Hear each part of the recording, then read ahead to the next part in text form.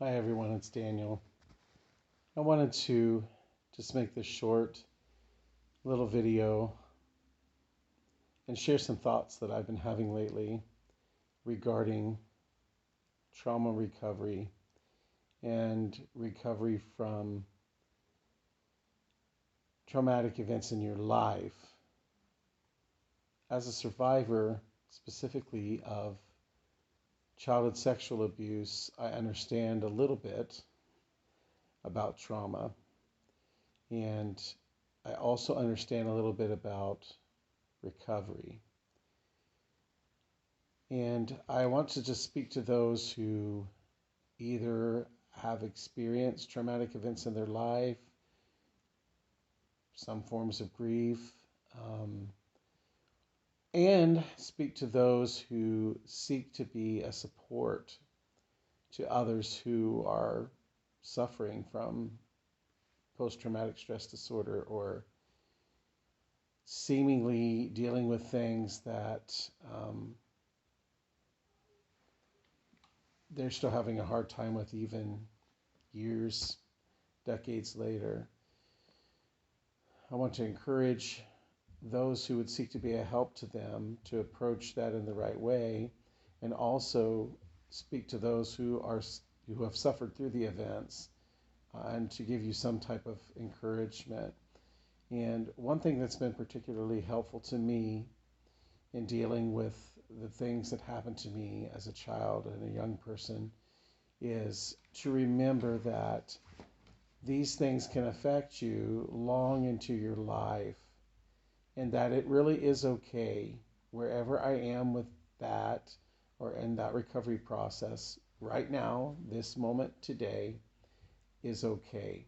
There's no timetable on the road to recovery.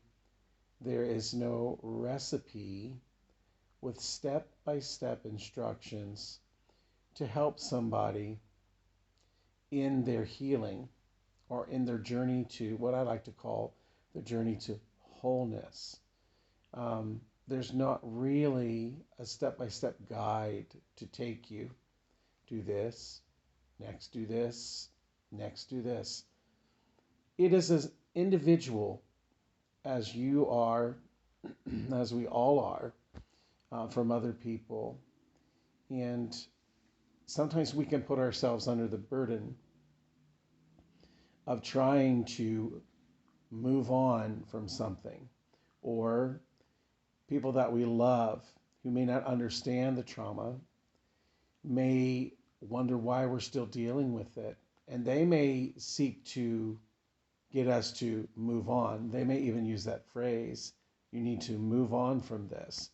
Well, that's the problem. Moving on um, is sometimes something we don't know how to do because it's a process and it proves elusive sometimes.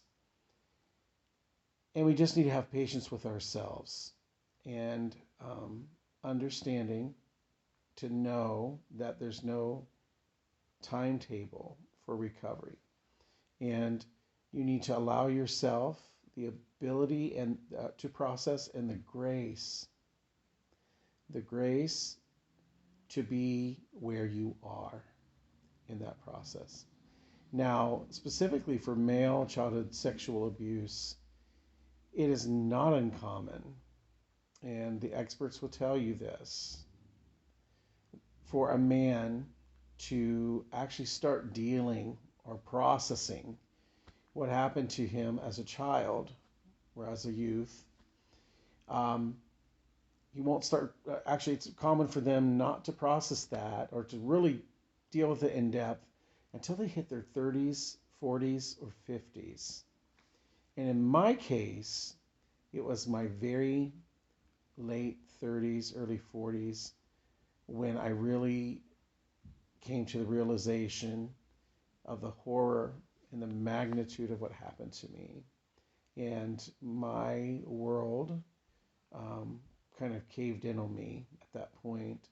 Um, so if I look at things on the timeline, the timeline, not the timeline of recovery, but the timeline that's normal for men to deal with what happened to them, I'm about spot on there.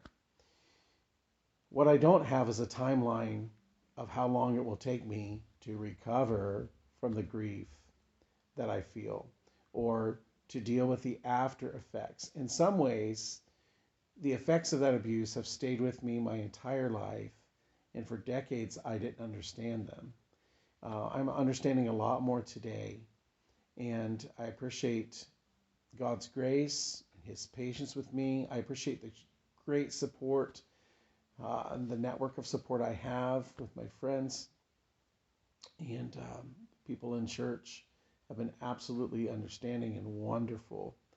And it's important for those of you who are supporting survivors of sexual abuse um, or any type of trauma, actually, to not put the burden of recovery within a confined time limit for your loved one. Your understanding and your patience and your empathy is what they need the most.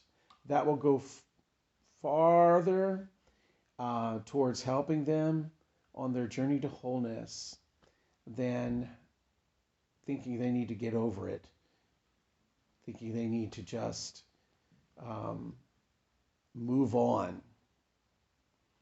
All survivors are moving on. Every day that they get up and get out of bed and face their day, they are moving on.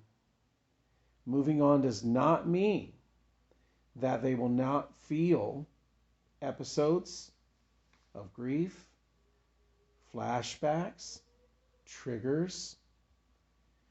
Moving on is how they cope. And it's not good for them to be put under the burden of your expectations. Um, even if you were a trauma survivor yourself and you found help a certain way, that may not work for the other person that you're trying to help. And what you need to do is just have patient understanding and give them courage through your empathy, your love, and your support. And because their healing journey is going to be individual to them. So I hope these thoughts help somebody. They've helped me. When there are times that I'm not okay, I'm just not okay emotionally. Um, but that's okay. And I remind myself where I am is okay because I am facing my challenges day by day by God's grace, and I feel His support and His comfort. And so I just wanted to encourage those of you who might be suffering through something, and those of you who will support those who are suffering from something. There's no time limit to grief. There's no time limit to recovery. Um, there are waymarks on the road to the journey to wholeness, but it's not a marathon. And nobody is getting graded by God or timed. It's not a race. It's a journey. And I trust that you will find beauty in the journey and that you will find meaning as you take it one step at a time.